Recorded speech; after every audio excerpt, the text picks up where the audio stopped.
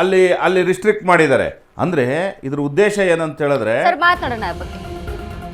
ಬಜೆಟ್ಗೆ ಮುನ್ನ ಕುಸಿದ ಚಿನ್ನದ ಬೆಲೆ. ಬೆಳಿಗ್ಗೆಯೇ ಚಿನ್ನ ಪ್ರಿಯರಿಗೆ ಗುಡ್ ನ್ಯೂಸ್ ಸಿಕ್ಕಿರುವಂತದ್ದು. ಇದು ಪ್ರಧಾನಿ ಮೋದಿಯ ಭರವಸೆಯ ಅನ್ನುವಂತ ಪ್ರಶ್ನೆ ಇಲ್ಲಿ ಮೂಡ್ತಾ ಇದೆ. ಮತ್ತೆ 1,60,000 ಒಳಗೆ ಇಳಿದ ಚಿನ್ನದ ಬೆಲೆ. ಬೆಳ್ಳಿ ಬೆಲೆಯೂ ಇಳಿಕೆ ಆಗುವಂತ ಸಾಧ್ಯತೆ ಇದೆ. ಬಜೆಟ್ಗೆ ಮುನ್ನ ಶುಭ ಸುದ್ದಿಯನ್ನ ಸಿಕ್ಕಿರುವಂತದ್ದು. ಸದ್ಯ 1 ಕೆಜಿ ಬೆಳ್ಳಿ ಬೆಲೆ 3,05,000 ರೂಪಾಯಿಗೆ ಇಳಿಕೆ ಆಗಿರುವಂತದ್ದು. ಬಜೆಟ್ಗೆ ಮುನ್ನ ಕುಸಿದ ಚಿನ್ನದ ಬೆಲೆ. ಬೆಳಿಗ್ಗೆಯೇ ಚಿನ್ನ ಪ್ರಿಯರಿಗೆ ಸಿಹಿ ಸುದ್ದಿಯನ್ನ ಕೊಟ್ಟಿದೆ. ಇದು ಪ್ರಧಾನಿ ಮೋದಿಯ ಭರವಸೆ.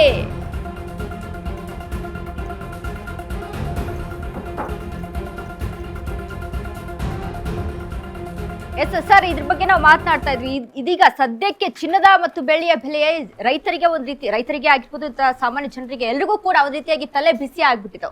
ಆದ್ರೆ ಇದೀಗ ಬಜೆಟ್ಗೂ ಮುನ್ನ ಈ ಒಂದು ಸುದ್ದಿ ಸಿಕ್ಕಿರುವಂತದ್ದು ಎಷ್ಟು ಮಟ್ಟಿಗೆ ಅಂದ್ರೆ ಒಂದು ಭರವಸೆಯನ್ನ ಮೂಡಿಸ್ತಾ ಇದೆಯಾ ಹೇಗೆ ಮೋದಿ ಬಜೆಟ್ ಅಂತ?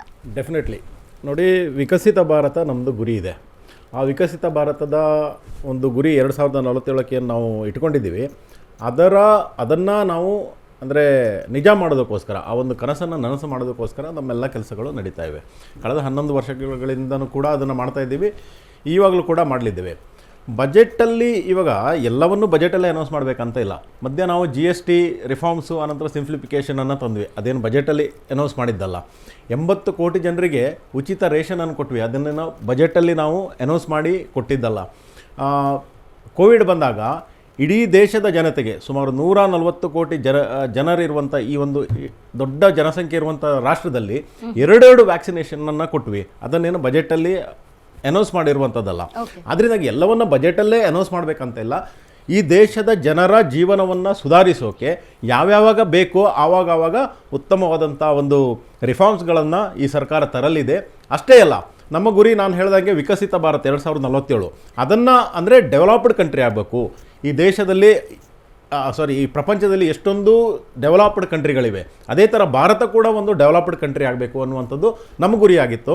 2014ರಲ್ಲಿ ಮೋದಿಯವರು ಬರುವಾಗ ನಮ್ಮ ದೇಶವನ್ನು ಫ್ರಜೈಲ್ 5 ಇಕಾನಮಿ ಅಂತ ಹೇಳ್ತಾಯಿದ್ರು. ಅಂದರೆ ಒಂದು ಒಡೆದು ಹೋದ 5 ಇಕಾನಮಿಗಳಲ್ಲಿ ಒಂದು ಅನ್ನುವಂಥದ್ದನ್ನು ಹೇಳ್ತಾ ಇದ್ರು.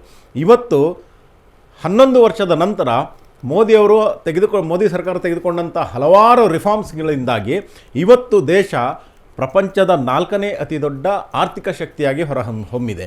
ಅದರಿಂದಾಗಿ ಬಜೆಟ್ ಕೂಡ ಇವತ್ತು ಉತ್ತಮವಾದಂಥ ಒಂದು ಭರವಸೆ ಬಜೆಟ್ ಆಗಲಿದೆ. ಅದರ ಜೊತೆಯಲ್ಲಿ ಕೂಡ ಆಯಾಯ ಸಂದರ್ಭದಲ್ಲಿ ಏನೇನು ಬೇಕು, ಈ ದೇಶದ ಜನರ ಜೀವನವನ್ನು ಸುಧಾರಣೆ ಮಾಡೋದಕ್ಕೋಸ್ಕರ ಏನೇನು ಕೆಲಸ ಮಾಡಬೇಕು ಅದನ್ನು ಮಾಡ್ತೇವೆ. ಇನ್ನೊಂದು ಕಡೆ ಅಸೆಟ್ ಕ್ರಿಯೇಷನ್, ಈ ದೇಶಕ್ಕೋಸ್ಕರ ಅಸೆಟ್ ಕ್ರಿಯೇಟ್ ಮಾಡಬೇಕು. ಅದು ರೋಡ್ಸ್ ಇರ್ಬೋದು, ಹೊಸ ಪೋರ್ಟ್ಸ್ ಇರ್ಬೋದು, ಇದು ಏರ್ಪೋರ್ಟ್ಸ್ ಇರ್ಬೋದು, ಅನಂತರ ಬೇರೆ ಬೇರೆ ರೀತಿಯಲ್ಲಿ ಅದನ್ನು ಕ್ರಿಯೇಟ್ ಮಾಡೋದ್ರಲ್ಲೂ ಕೂಡ ಕೆಲಸ ಮಾಡ್ತೇವೆ. ಜೊತೆಯಲ್ಲಿ 2 ಎಂಡ್ ಅಂದರೆ ಸಾಮಾನ್ಯ ಜನರ ಜೀವನವನ್ನು ಸುಧಾರಿಸೋಕ್ಕೋಸ್ಕರ ಏನೇನು ಮಾಡಬೇಕು ಅದನ್ನು ವೆಲ್ಫೇರ್ ಸ್ಕೀಮ್ಸು ಹಾಗೂ ಡೆವಲಪ್ಮೆಂಟಲ್ ಸ್ಕೀಮ್ಸ್ ಅಂದರೆ ಅಸೆಟ್ ಕ್ರಿಯೇಷನ್ನು ಅದನ್ನು ಮಾಡ್ತಾ ಒಟ್ಟಿಗೆ ನಾವು ಇದನ್ನು ಗ್ರೋತನ್ನು ಮುಂದೆ ತೆಗೆದುಕೊಂಡು ಹೋಗ್ತಾ 2047ಕ್ಕೆ ಈ ದೇಶವನ್ನು ವಿಕಸಿತ ಭಾರತ ಅಥವಾ ಡೆವಲಪ್ಡ್ ಕಂಟ್ರಿಯನ್ನು ಮಾಡಲಿಕ್ಕೆ ಕೆಲಸ ಮಾಡ್ತೀವಿ. ಆ ನಿಟ್ಟಿನಲ್ಲಿ ಕೆಲಸ ಆಗಲಿದೆ.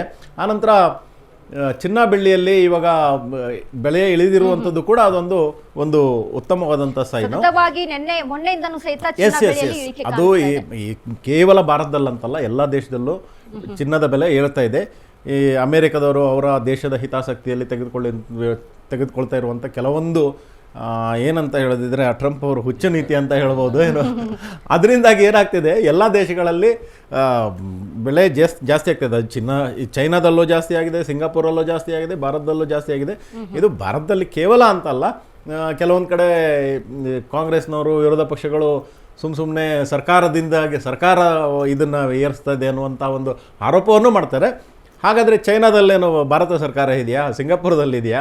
ಅದರಿಂದಾಗಿ ಅದು ಪ್ರಪಂಚದ ಗ್ಲೋಬಲ್ ಸಿಚುವೇಶನ್, ಸರ್ಕಮ್ಸ್ಟಾನ್ಸಸ್ಸು ಮತ್ತು ಡಿಮಾಂಡ್ ಆ್ಯಂಡ್ ಸಪ್ಲೈ ಇದರಲ್ಲಿ ಡಿಪೆಂಡ್ ಆಗುವಂಥದ್ದು. ಬಜೆಟಲ್ಲಿ ಅದಕ್ಕೆ ಉತ್ತಮವಾದಂಥ ರಿಲೀಫ್ ಕೆಲಸವನ್ನು ಮಾಡಲಿದ್ದಾರೆ ಅನ್ನುವಂಥ ಒಂದು ಆಶಯವನ್ನು ನಾನು ವ್ಯಕ್ತಪಡಿಸ್ತೇನೆ.